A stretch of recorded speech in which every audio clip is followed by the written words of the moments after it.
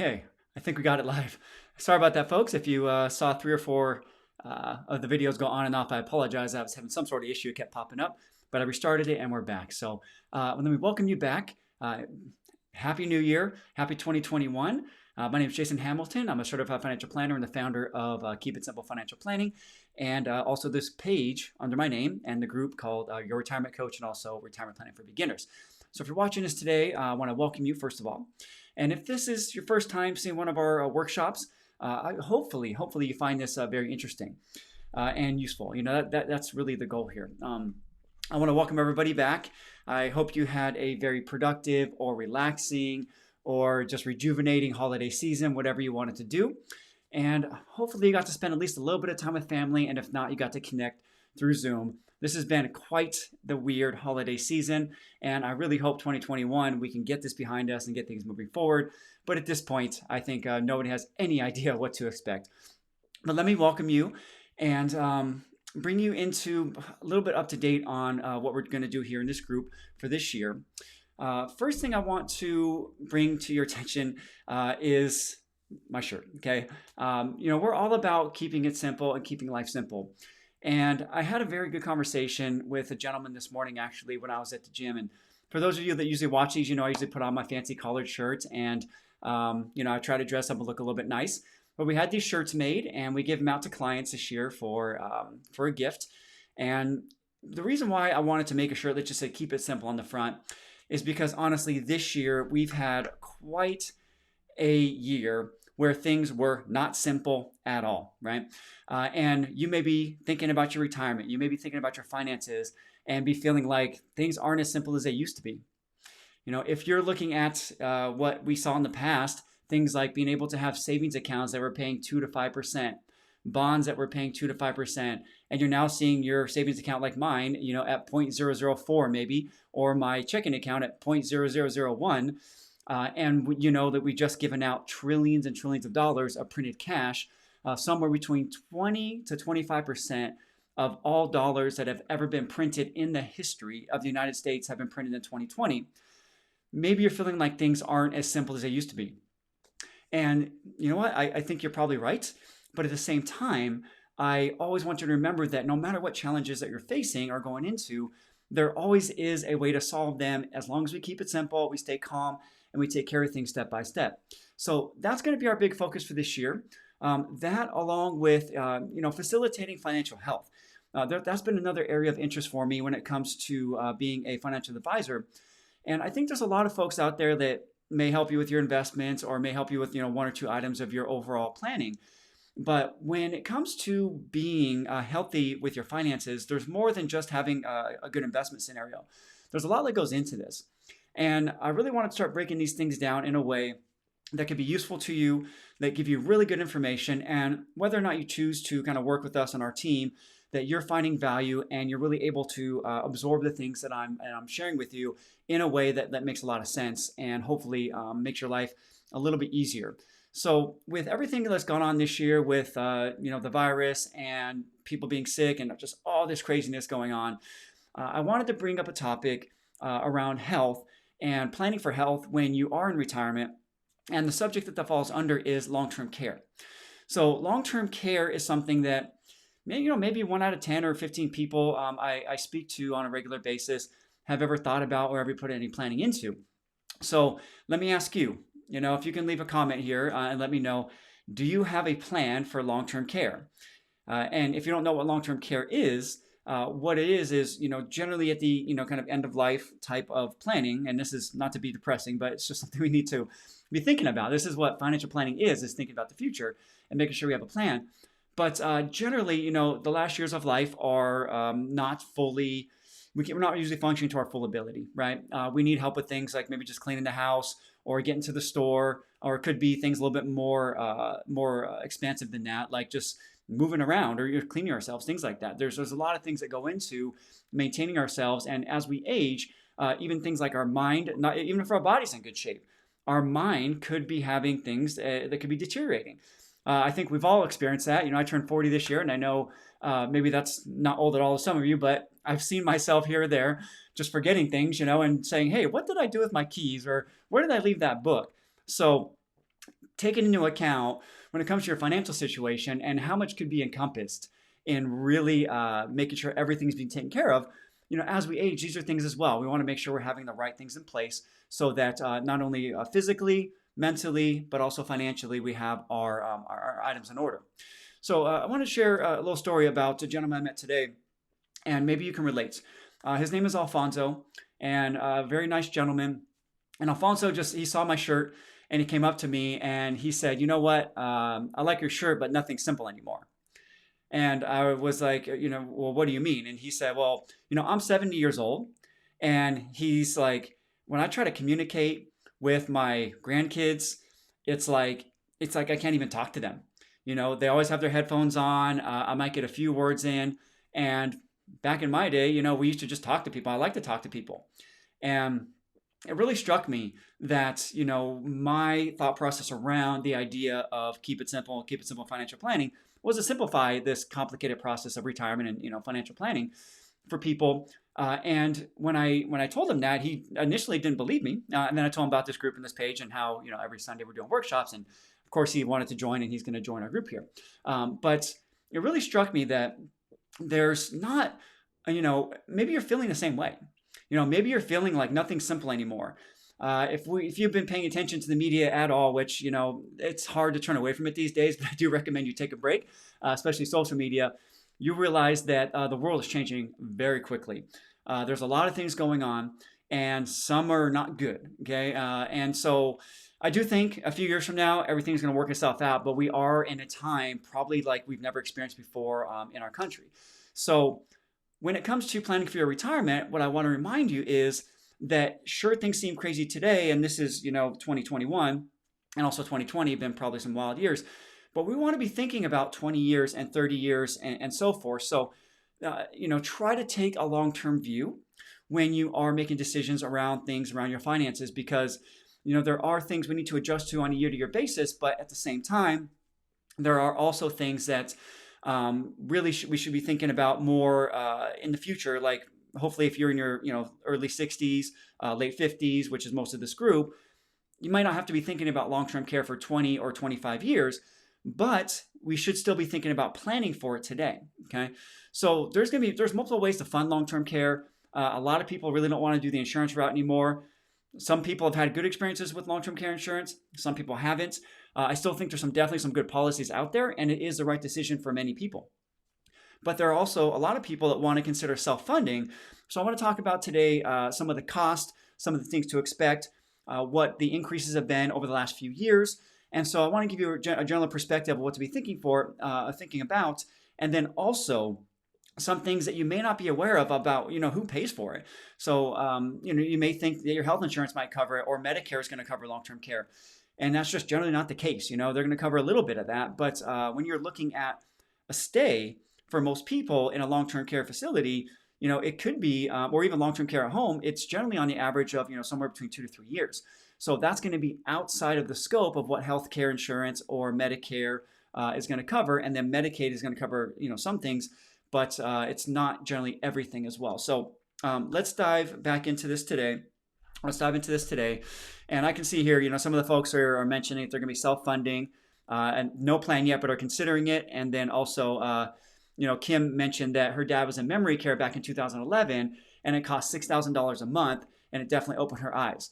So I think those are great comments and great things that I think many of you are thinking about. The cost of memory care today has gone up quite a bit, Kim. So we're going to talk a little bit about the general cost, and then memory care, you can generally add about $2,000 a month on top of that. So, but before we dive into that, I want to bring out, bring the idea and bring the concept of keeping things simple throughout 2021, because there's a lot of things going on, and the worst thing you can do is overwhelm yourself, overthink things, and start, kind of going down the rabbit hole of analysis paralysis because you're thinking about 28 things when you really should be addressing one thing at a time. So let's dive in a little bit today to our discussion. And as always, if you have questions or comments, please leave those along the way down in the comments below, and I'll do my best to answer those before we wrap up today, okay? So again, it just feels good to be back. I'm good to see you all. I hope you're doing well and staying healthy. And so ideally, this conversation is not going to come in for a long time, but I still think it's important to address. So let's talk about this today.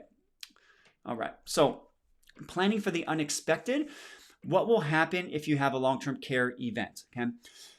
Honestly, folks, I talk to a lot of people, and very, very few have really ever thought about having a long-term care event. Most people I talk to either don't want to deal with it. It's kind of one of those things that nobody wants to talk about this stuff. Nobody wants to have that conversation. And, I get things from, I have a policy in place and everything's going to be fine. My policy is, great, going to cover most of my expenses. All the way to the other side of the equation where, I've actually had somebody tell me, what I told my kids is, when it comes to that time, give me a bottle of vodka and let me walk out into the snow, come find me in a couple days, and that's how I'm going to deal with it. So again, not great, not a great way to think about it, but these are real conversations that I'm having with clients. And these are things that if you have a good plan in place and you know how to address them, whether you're going to self-fund, whether you're going to purchase insurance, those are conversations that you want to have ahead of time, because if you start to experience things like some dementia, you may not be fully capable to do that mentally. And so I want you to have a plan, okay? So whatever you're going to do, it's like, let's just have a plan. So let's dive in here, okay? So before we do, as always, I have to let you know that everything we talk about today is meant for educational purposes. It's not meant to be legal, tax, or financial advice for you individually. I do recommend you speak with an advisor or an attorney around these things, and an elder care attorney could be a good thing to consider when it comes to some of this planning as well. But this is not supposed to be special advice to you personally. It is general education. Okay, so let's dive in here. So what are the chances of having long-term care? Okay, this is a big and a very important question, actually, because most people don't think it's going to happen to them. Most people I talk to say, well, it's probably not going to happen to me. It's not worth the risk. I don't want to plan for it. I don't want to pay for insurance. But in reality, somebody turning 65 today has a 70% chance of needing some sort of long-term care services. So women generally need care longer, 3.7 years versus men, which is generally 2.2 years. I've seen different statistics on this. This is kind of the conservative amount. I've also seen that women need generally 2.5 years and men need 1.4 years. But again, I prefer to be a little bit more on the conservative side here and give you that information.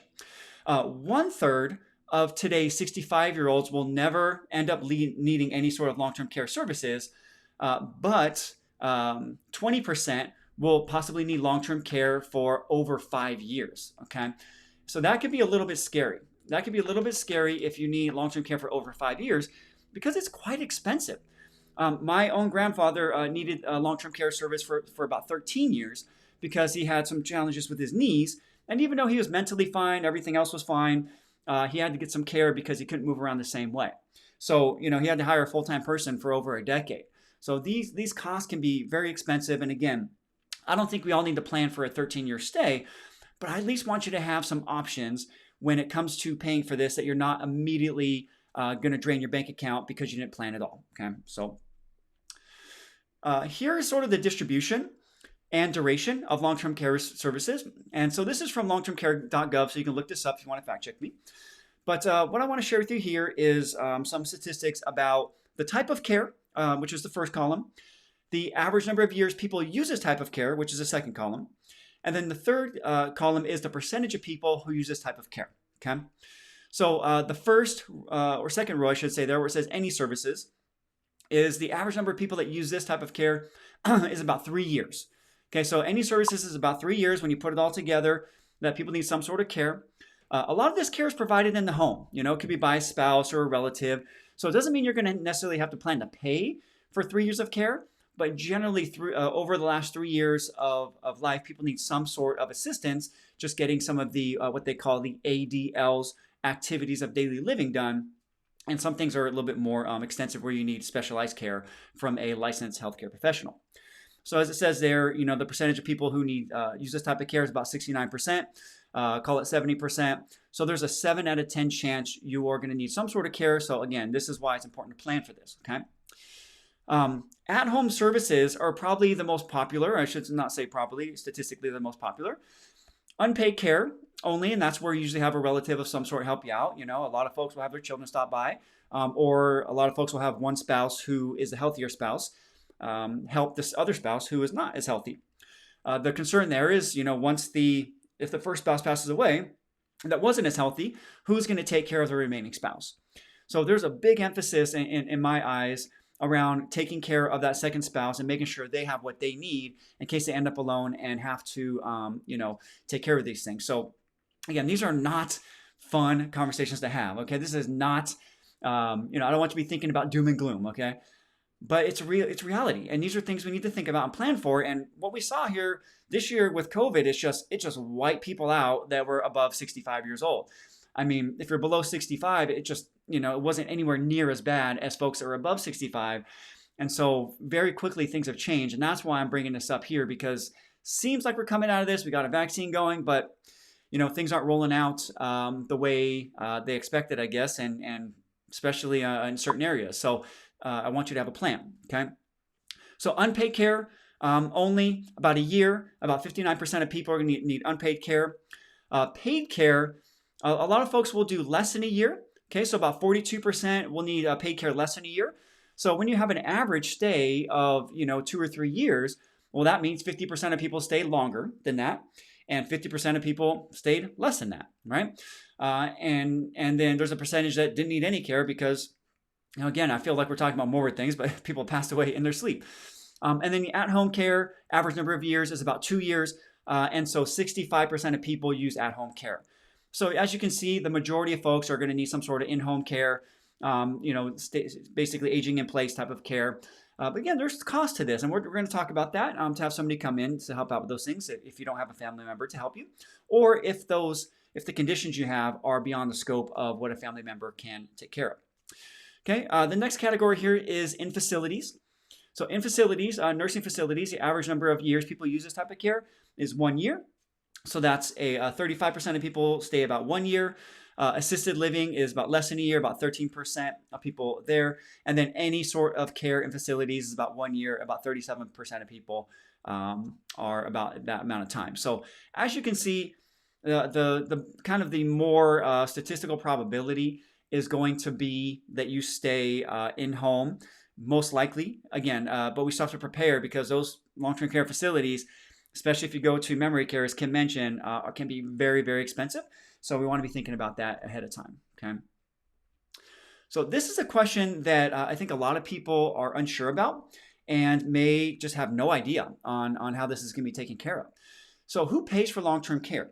So consumer surveys reveal common misunderstandings about which public programs, and that's talking about Medicare and Medicaid, which public programs pay for long-term care services. So it's important to clearly understand what is and what isn't covered. And to go through all of the items that are not covered or beyond the scope of what I can cover today, but I do recommend you do some research on your own to look into this, okay?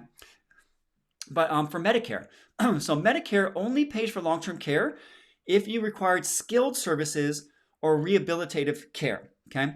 So you can have in a nursing home care for up to a maximum of 100 days. However, the average Medicare covered stay is much shorter, about 22 days. At home, if you are also receiving skilled home health or other skilled in-home services, generally long-term care services are provided only for a short period of time. Okay, so long-term care, when you need to get a skilled person in there, that means from some sort of medical professional that needs to come in and help you out. This is not just, generally cleaning up the house and those type of things. So this is more serious type of care. But again, the maximum is going to be in a nursing home for 100 days. So that is not a very long time.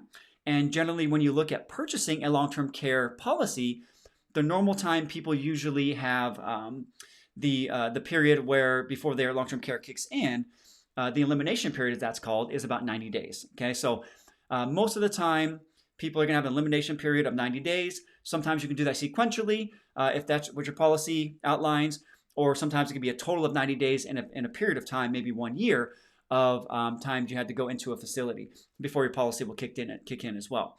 But the maximum Medicare will cover is 100 days. So a couple things to be aware of.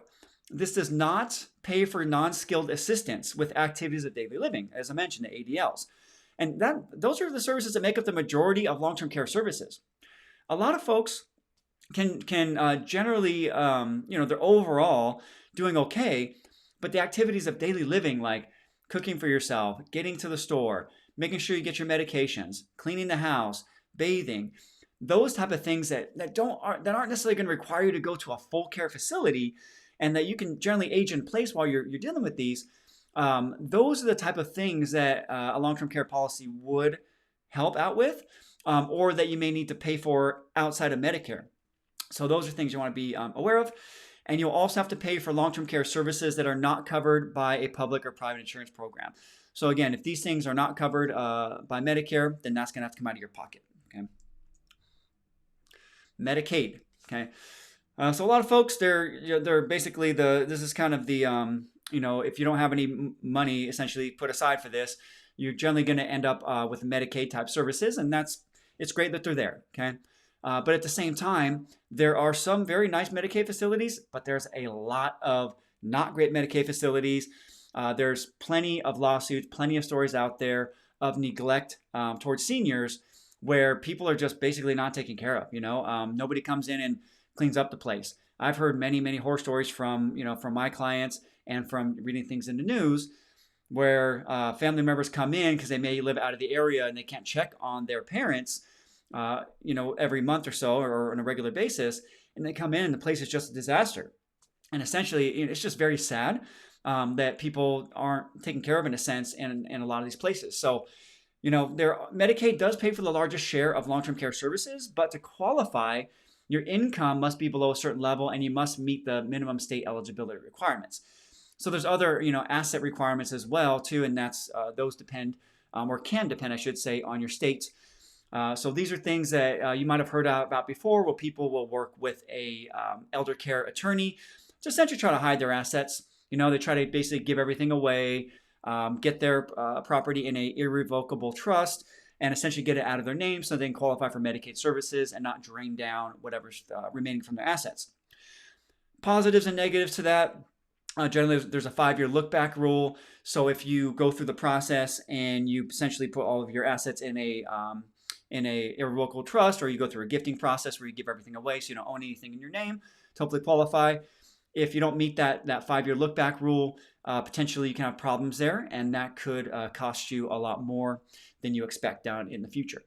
Okay, but such requirements are based on the amount of assistance you need with ADL. So again, activities of daily living.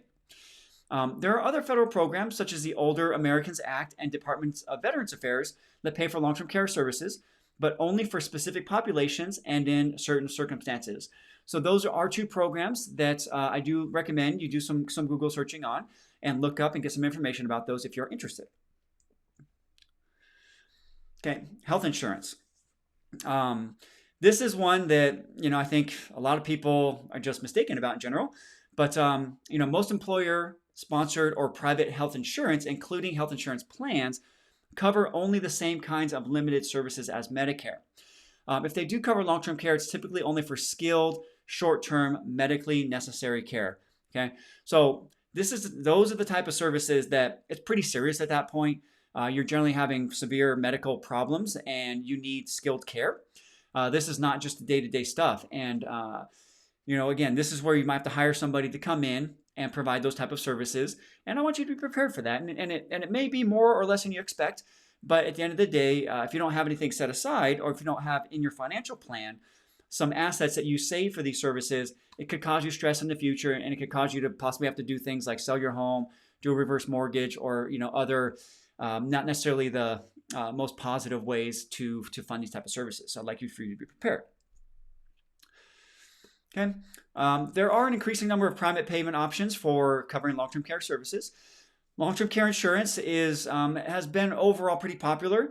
The challenge with long-term care insurance in general was when these policies started becoming very popular, in the 80s and 90s, they were pretty reasonable in cost. The problem was the actuaries who were essentially setting the targets for the prices, of these services, priced them wrong in a sense. We've had additional longevity that was unexpected, and then the cost of healthcare has gone up at an astronomical level.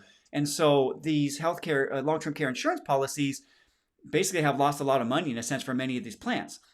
So this is probably why you have maybe heard of your friends or family members that have had long-term care insurance policies, paid the policies for 20 years, and then when they got to their mid-60s or 70s, the policy goes up 75% in a matter of 3 years.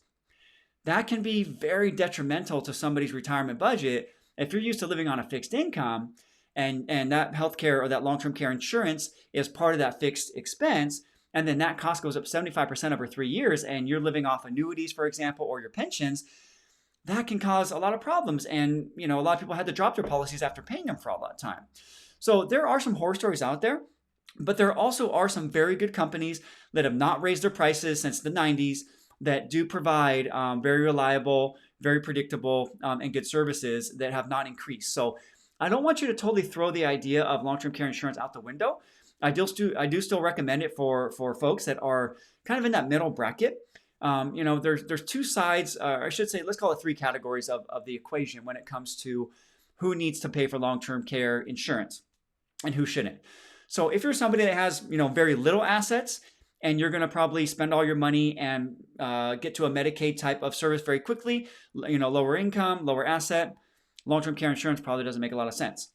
If you're somebody that's sitting on, having multiple millions of dollars in your retirement accounts and your overall retirement expense needs are relatively moderate, and it looks like you can fund for yourself for 2, 3, or 4 years without a problem, then you probably don't necessarily need long-term care insurance.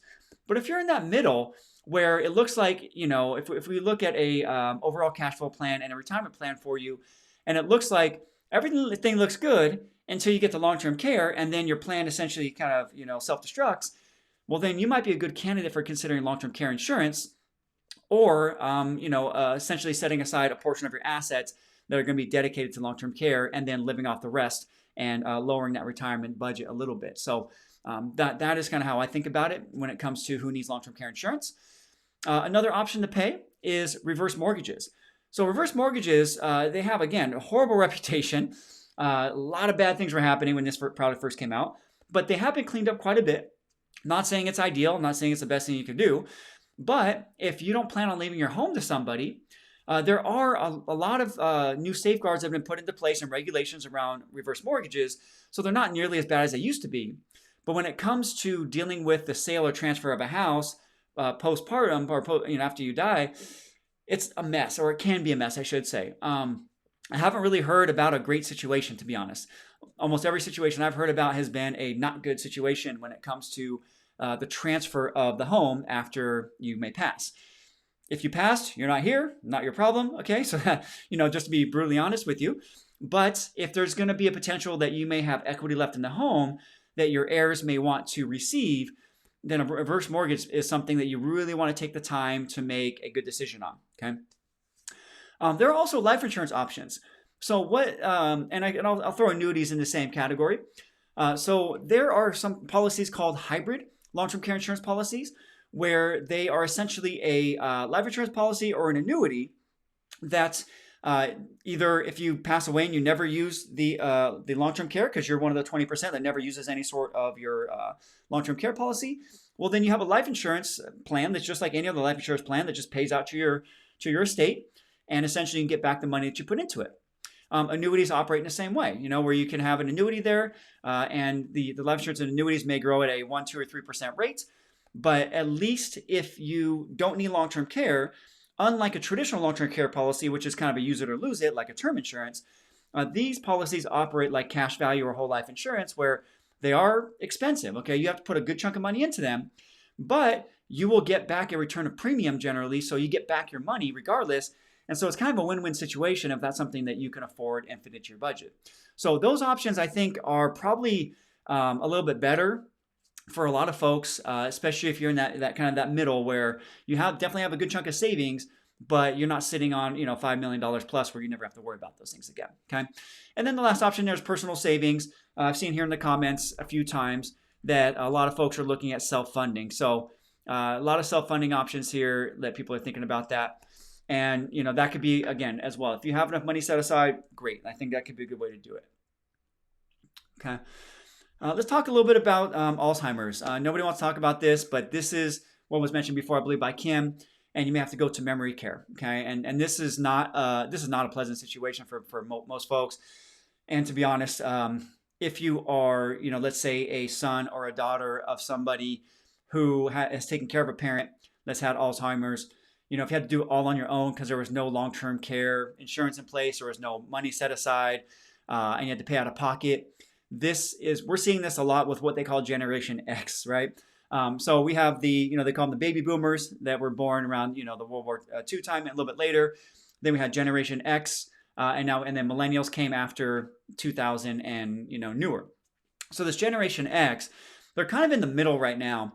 And what we're seeing a lot in the financial planning community is that these folks are kind of getting it from both sides in a sense where maybe their parents didn't have planning in place, and now they're having to pay for things like memory care and long-term care because they're still working, for the most part. The oldest Gen Xers, I think, are in their 50s at this point. And then at the same time, they may still have kids that are in college or not in college yet, teenagers, that they're planning for. So they're trying to help, help going up with their parents and trying to help going below. And so that's actually putting a lot of strain on the ability to save for retirement for our Gen Xers. And this is something that, again, is becoming more and more common that you may not have heard about, but this is very, very, important that if you're in the situation that you be thinking about this for your parents. Okay, so in general, planning for long-term care is like planning for dementias like Alzheimer's disease.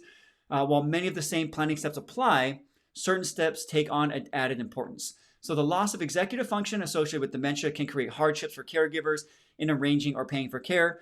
The ability to comprehend finances and care choices is often amongst the first signs of dementia. Okay, so this is very, very important for someone like me to be aware of, that if I'm seeing signs of clients that are not, having problems comprehending their finances, then we need to really address that and make sure that we're getting the proper steps in place. Because if somebody can't comprehend the finances or care choices, that's a sign that we need to start thinking about what other options we can get in place for that type of person. So, okay, to avoid problems in planning, the following steps here can be taken. Okay, so this is really, really important, and this would fall under the umbrella of estate planning. Very few, again, just like long-term care planning, very few folks have an actual full comprehensive estate plan in place. A lot of people will have a will, some will have a trust, but very few people have a full package of an estate planning package that we would recommend. So some of these things here to think about are your advanced care directive, right? So these are things that you can set up for yourself, and you can say that, hey, this is how I want things to happen, or this is how I want to be taken care of. You want to make sure the choices reflect your preferences and your wants and needs. By having this in place, you're essentially, I would say that you're showing that whoever's going to be taking care of your overall care situation, that you love them because you've thought ahead and beyond all the stress that's going to come into the fact that someone's parents is aging and dealing with these type of situations with their health. By having things in place where they can look at what that advanced care directive says, it just takes a lot of edge off dealing with these type of situations. Okay? The next thing is a medical power of attorney. This is in place to make sure decisions can be made for persons that are no longer able to communicate their wishes. Okay, so if you're in a place where we want to think about keeping you on something like, like a life support or not, these are the type of questions that you want to lay out in a medical power of attorney before you get to that place, right? You don't want to have somebody else make that decision for you. Okay.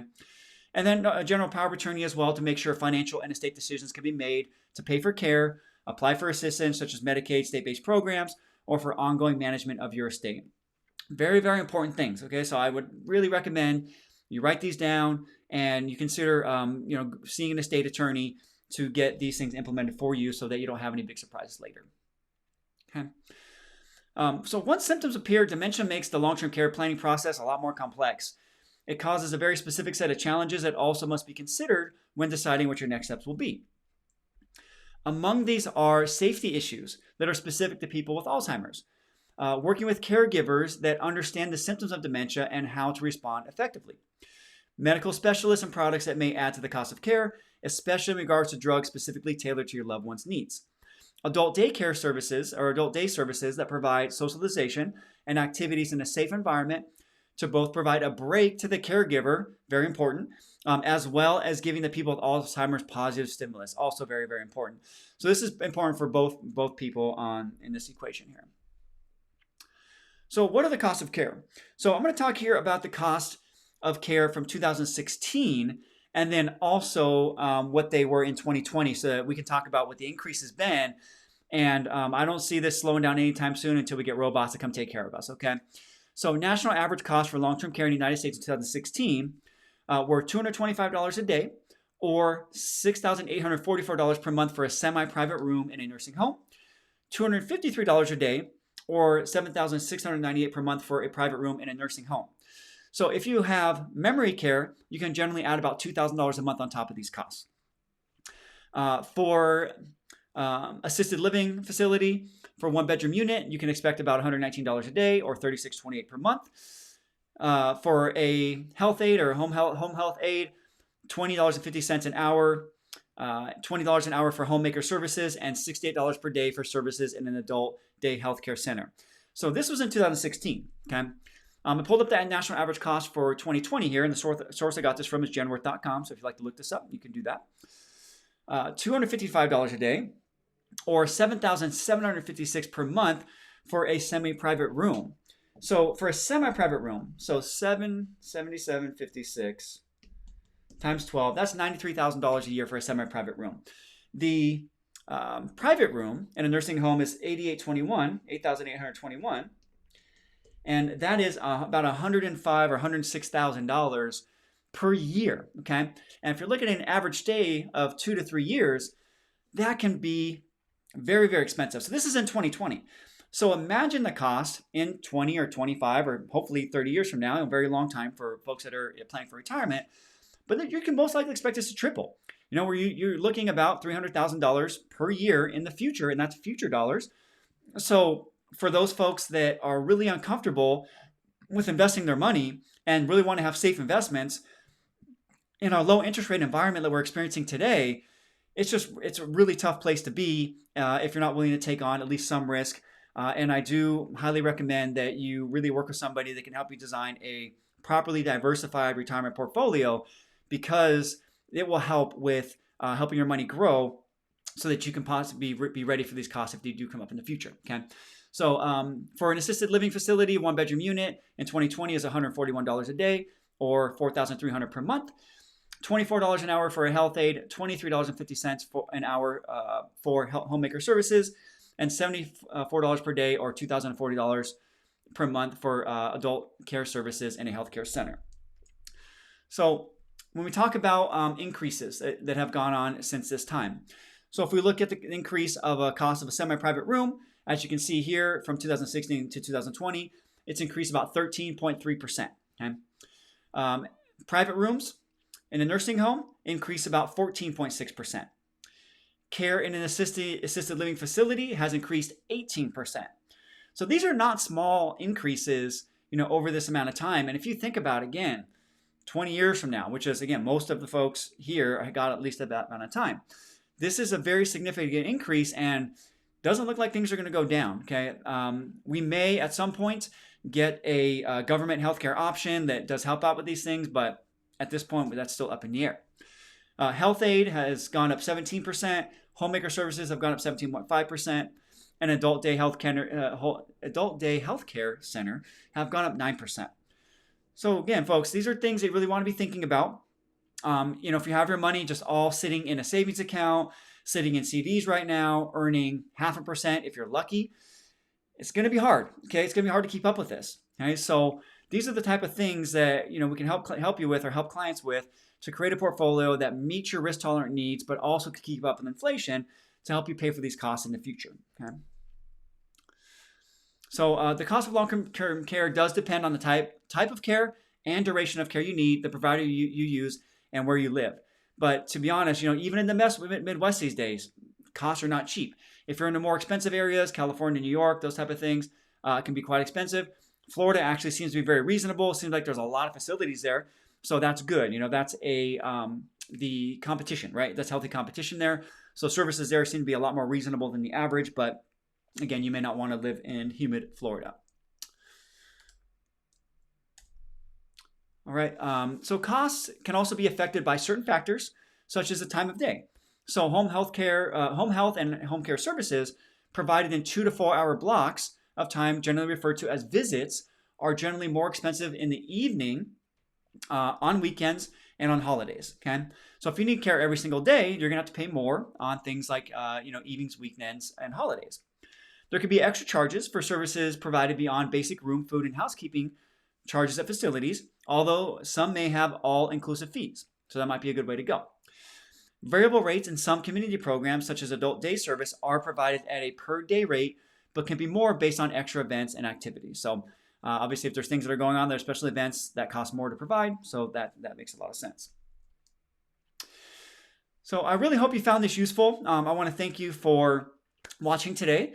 And if you have questions or need assistance with your retirement planning, I would invite you to schedule a comprehensive consultation with me personally. I'm still taking all of these calls. Maybe this year I'm going to hire somebody else to help me. But right now, I really enjoy speaking with you. And if it looks like someone that you could use our services and use our help, then I'll let you know that. But if there is a better resource as well, then I'm happy to redirect you there. Okay. So if you'd like to schedule a complimentary call, you just go to my website page at keepitsimplefinancial.com/talk. And that's where you can find our calendar. And then choose a time that works for you. Okay, we have some appointments open for the new year, and so we'd love to speak with you. I'm going to pull up the questions you folks have asked here and go back over there so we can talk about that a little bit. Let's see here. All right, so I'm going to put on my website as well where we talk about this in case you need some help. So let's see what questions. And if you have questions that are floating around, get them in now because I would like to answer them for you if I can. Okay. So let's see here what we got. Okay, so here's an interesting one. I guess you can't see that. I got to fix that. Sorry, guys. But Kim says her parents had long-term care insurance and it covered at 80%. So that might be fine depending on the case because when you're purchasing long-term care insurance, there's a lot of misconceptions around it, to be honest. A lot of people think it's like all or nothing when you are purchasing long-term care insurance. In reality, you can actually build a long-term care insurance plan based on your actual need. So what we typically do is we'll take all available income sources that are guaranteed, right? So let's say you have Social Security coming in, maybe you have a pension coming in, or an annuity that's going to be a lifetime annuity, and we look at what your needs expected to be. We can take your expected need, then we can subtract off the guaranteed income sources, and then there'll be a gap there of what you're going to need to fulfill on your own. So you may only actually need to cover 40%, 50%, 60%, or as Kim mentioned here, 80%. So remember that you will have some income sources coming in, hopefully, at least Social Security, and some of you lucky folks to have pensions coming in, or annuities possibly. So it's a good question. Yeah, Daryl said everything seems hard these days, like to keep it simple idea. I agree, Daryl. We're all about keeping it simple and making things easy for our clients to understand.